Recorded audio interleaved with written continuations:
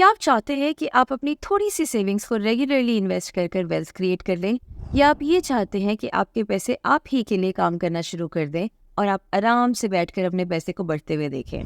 तो दोस्तों, ये वीडियो आपके लिए है। नमस्ते दोस्तों, स्वागत है आपका आपके अपने चैनल जागरूक इंडियन में।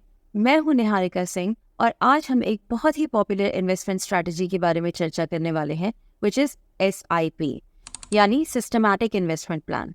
इसे हम बहुत ही आसान और मज़ेदार तरीके से समझेंगे। पर इससे पहले कि हम वीडियो की शुरुआत करें, I have a request. Friends, जागरूक Indian is a new channel जिसे आपकी सपोर्ट की बहुत ज़रूरत है। आई रिक्वेस्ट कि आप हमारे चैनल को सब्सक्राइब करें and press the bell icon for any new updates. आपका प्यार और सपोर्ट ही हमें कंटिन्यूसली नया कंटेंट बनाने के लिए मोटिवेट करता है। इस वीडियो को आखिरी तक देखें और पसंद आए तो उसे अपने फ्रेंड्स और फैमिली के साथ ज़रूर शेयर करें। तो चलिए शुरू करते हैं। तो दोस्तों, क्या आपने कभी ये सोचा है कि एक अमीर व्यक्ति और एक गरीब व्यक्ति के पैसे इन्वेस्ट करने की स्ट्रैटेजी में क्या डिफरेंस होता है? सोचिए, अंबानी और अडानी जो क्रोर्स कमाते हैं, क्या आपको लगता है कि वो अपना पैसा सेविंग्स अकाउंट या घर में रखते होंगे? जब लोग पैसे कमाते हैं, चाहे वो अपनी जॉब से हो या अपनी किसी शॉप से या बिजनेस से, वो पहले अपनी बेसिक नेसेसिटीज़ को पूरा करते हैं और फिर अगर पैसे बच जाएं तो उसे सेव करते हैं। पर पॉइंट ये आता है कि सेव करें कहाँ, घर में रखें या बैंक अकाउंट में? एक्चुअली दोनों ही ऑप्शंस नॉन बेनिफिशियल हैं, बिकॉज ये इन्फ्लेशन के इम्पैक्ट को मिटिगेट नहीं करते। सो पहले समझते हैं कि इन्फ्लेशन होता क्या है। सो दोस्तों, एग्जाम्पल लेकर समझते हैं। मान लीजिए कि अभी आप ईयर 2002 में हैं और आप 20 रुपए लेकर मार्केट गए हैं। शायद आपने ये एक्सपीरियंस भी किया होगा कि तब आप 20 रुपए में शायद 1 लीटर दूध, एक ब्रेड और बटर भी ले आते होंगे। पर अब 2024 में अगर आप 20 रुपए लेकर मार्केट जाते हैं तो शायद सिर्फ एक पानी की बॉटल ही जुगाड़ कर पाए। इस तरह टाइम के साथ रुपए की वैल्यू कम होना इन्फ्लेशन कहलाता है। इन्फ्लेशन सिर्फ आपकी सेविंग्स की वैल्यू को ही कम नहीं करता, बल्कि आपकी करंट सैलरी को भी रिड्यूस करता है। इसी वजह से कंपनीज हर साल आपको अप्रेजल्स देती हैं। तो सवाल यह उठता है कि आप अपने पैसे को कहाँ रखें? मेरी समझ से आपको अपना पैसा वहाँ रखना चाहिए जहाँ पर सारे अमीर लोग रखते हैं, यानी इन्वेस्ट करना चाहिए। दोस्तों, इन्वेस्टमेंट का मतलब है पैसे से पैसा बनाना। डिफरेंट इन्वेस्टमेंट और मनी मैनेजमेंट ऑप्शंस के ऊपर मैंने एक डेडिकेटेड वीडियो बनाई है, जिसे मैं इस वीडियो के एंड में टैग कर दूंगी and I will also add the link in the description box. Do check this out. चलिए तो आगे बढ़ते हैं और जानते हैं कि एक आम आदमी जिसका फोकस सिर्फ अपनी जॉब या शॉप पर होता है, वो बिना किसी नॉलेज के इन्वेस्टमेंट कैसे स्टार्ट करे। सबसे पहले सभी इन्वेस्टमेंट ऑप्शंस का रिस्क असेसमेंट करना चाहिए। एक थंब रूल होता है, ज़्यादा रिस्क मतलब ज़्यादा प्रॉफिट, कम रिस्क मतलब कम profit. Projected profit and loss को बैलेंस करने का सबसे कॉमन और बेस्ट स्ट्रैटेजी होती है कि आप अपनी इन्वेस्टमेंट को डाइवर्सिफाई कीजिए। जैसे अगर आप देखें तो हिस्टोरिकली स्टॉक मार्केट में कुछ बहुत मेजर क्रैशेस आए, लाइक US क्राइसिस हुआ था, या हर्षद मेहता स्कैम हुआ था, या वेरी रिसेंटली कोविड-19 हुआ था। इन क्रैशेस के बावजूद भी स्टॉक मार्केट ने लगातार रिबाउंड करके इंक्रीमेंटल ट्रेंड मेंटेन किया। सिमिलरली रियल एस्टेट और गोल्ड में भी उथल पुथल के बावजूद भी ऊपर का रुझान ही देखने को मिलता है। इसीलिए लोग इन्वेस्टमेंट्स को डिफरेंट सेक्टर्स में डाइवर्सिफाई करते हैं, कुछ स्टॉक या बॉन्ड मार्केट में, कुछ इंटरेस्ट बेयरिंग अकाउंट्स में और कुछ रियल एस्टेट में। लेकिन डाइवर्सिफाई करने के लिए नॉलेज, टाइम और सब्सटैंशियल पैसा चाहिए। एक एक्सपर्ट को हायर करना जो इन इन्वेस्टमेंट्स को मैनेज करे एक्सपेंसिव हो सकता है और ऑफन रिटर्न से ज़्यादा कॉस्ट कर सकता है। सिमिलरली प्रॉपर्टी और गोल्ड के प्राइसेस भी हाई होते रहते हैं। गोल्ड और real estate and stock market जैसे सब सेक्टर्स में डाइवर्सिफाई करने के लिए सिग्निफिकेंट अमाउंट ऑफ मनी चाहिए, जो सिर्फ अमीर लोगों के पास ही हो सकता है।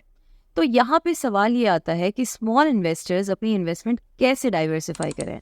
Which brings us to chapter 1, which is what is SIP in mutual funds। तो दोस्तों, ये इन्वेस्टमेंट डाइवर्सिफाई करने की प्रॉब्लम को सॉल्व करने के लिए म्यूचुअल फंड्स आए, जहाँ स्मॉल इन्वेस्टर्स अपने पैसे को पूल करके एक फंड क्रिएट कर सकते हैं, जिसे कहते हैं म्यूचुअल फंड्स। इसमें इन्वेस्टमेंट को मैनेज करने के लिए एक फाइनेंशियल एक्सपर्ट को हायर किया जाता है, जो स्मॉल इन्वेस्टर्स के लिए अफोर्डेबल होता है, क्योंकि कॉस्ट को कई लोगों के बीच में बांट दिया जाता है। और SIP यानी सिस्टमैटिक इन्वेस्टमेंट प्लान इसी म्यूचुअल फंड में इन्वेस्ट करने का एक डिसिप्लिन तरीका होता है। इसमें आप रेगुलर बेसिस पे एक फिक्स्ड अमाउंट इन्वेस्ट कर सकते हैं, यूजुअली मंथली, और टाइम के साथ आपका पैसा सिग्निफिकेंटली इंक्रीज करता है, क्योंकि एसआईपी में जो इंटरेस्ट कैलकुलेट होता है वो कंपाउंडेड होता है। चलिए थोड़ा सरल भाषा में इसको समझते हैं। तो एसआईपी को आप एक गुल्लक की तरह समझिए।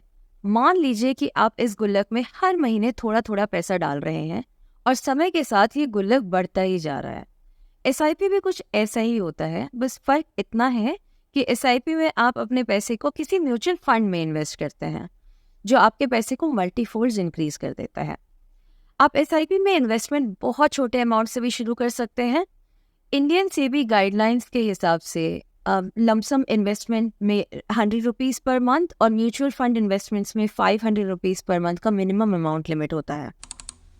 नेक्स्ट कम्स चैप्टर 2, एसआईपी के फ़ायदे। अब चलिए जानते हैं कि एसआईपी से आपको क्या क्या फ़ायदे मिल सकते हैं। सबसे पहला है डिसिप्लिन सेविंग।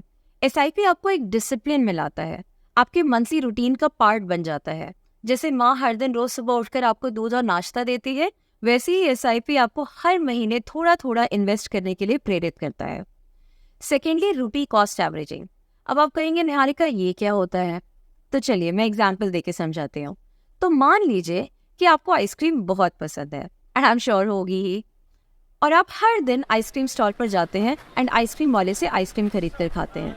अच्छा, तो जिस दिन आप देखते हैं कि आज आइसक्रीम वाले की ज़्यादा सेल नहीं हुई और आइसक्रीम वाला आइसक्रीम डिस्काउंट पर दे रहा है, यानी सस्ते दे रहा है, तो आप ज़्यादा आइसक्रीम्स खरीद लेते हैं। और जिस दिन आप देखते हैं कि उसकी सारी आइसक्रीम्स बिक चुकी हैं और उसके लास्ट के कुछ पीसेस रह गए हैं, जिसको शॉपकीपर महंगे दामों पर दे रहा है क्योंकि खरीदने वाले बहुत लोग हैं, तो आप कम आइसक्रीम्स लेते हैं। सेम चीज़ एसआईपी में भी हो रही है। जब शेयर मार्केट नीचे जाता है तो आपके फंड मैनेजर्स आपके पैसे से ज़्यादा यूनिट्स खरीद लेते हैं, और जब बाजार ऊपर जाता है तो कम। ये है रूपी कॉस्ट एवरेजिंग। तीसरे नंबर पे आता है कंपाउंडिंग रिटर्न्स। अब बात करते हैं मैजिक की। जी हाँ, कंपाउंड इंटरेस्ट ही एसआईपी का असली जादू है। ये ऐसा है जैसे आप एक आम के पेड़ को लगाते हैं, कई साल उसे सींचते हैं, और समय के साथ जब पेड़ बड़ा हो जाता है तो भर भर के मीठे फल देता है। एसआईपी में भी आपका पैसा बिल्कुल ऐसे ही बढ़ता है और रिटर्न से रिटर्न्स पैदा करता है। और चौथा और लास्ट बेनिफिट होता है फ्लेक्सिबिलिटी।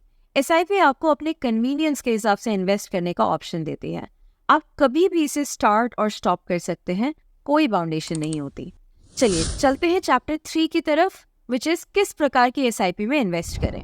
देखिए, एसआईपी के कई टाइप्स होते हैं। आपको किस एसआईपी में इन्वेस्ट करना है ये इस बात पर डिपेंड करेगा कि आपके इन्वेस्टमेंट गोल्स क्या हैं। पहला होता है रेगुलर एसआईपी, जो सबसे आसान एसआईपी होता है।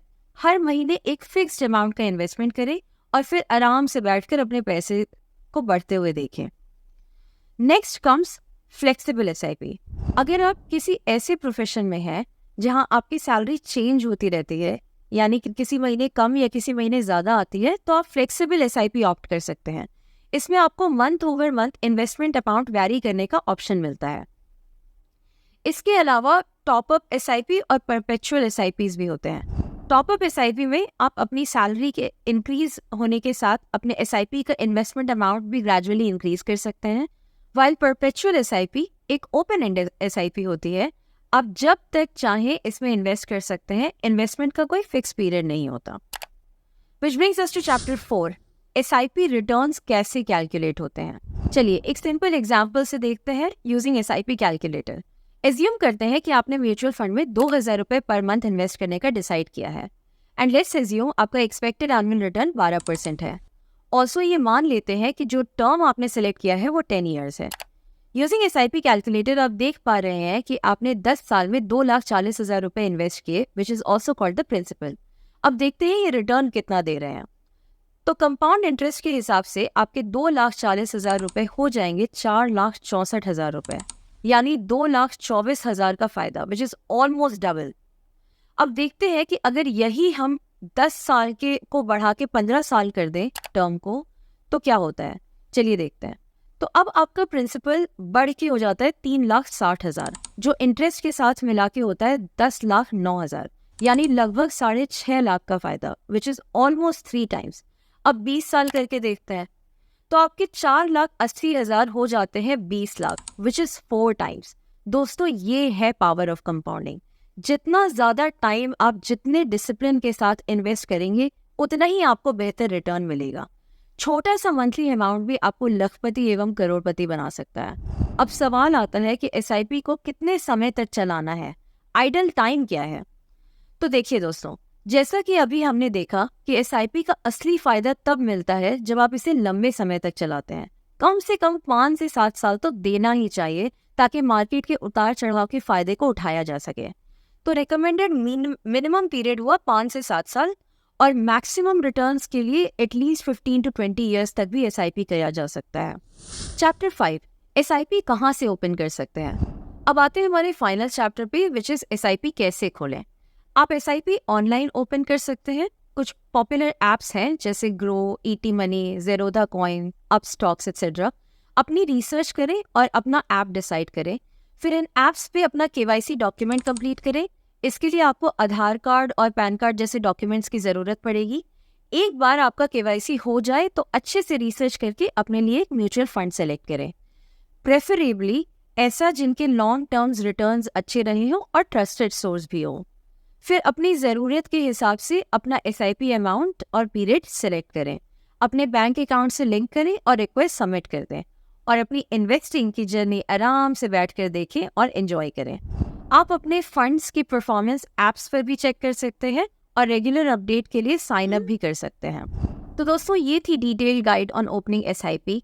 आज ही अपना एसआईपी अकाउंट ओपन करें और म्यूचुअल फंड्स में इन्वेस्टिंग की जर्नी को शुरू करें। दोस्तों, अगर आपको ये वीडियो हेल्पफुल लगा हो तो प्लीज़ लाइक, शेयर और सब्सक्राइब करना ना भूलें। और अगर कोई सवाल हो या फीडबैक हो तो कमेंट सेक्शन में ज़रूर मेंशन करें। Thank you for watching the video. मिलते हैं नेक्स्ट वीडियो में, तब तक के लिए please take care, bye bye.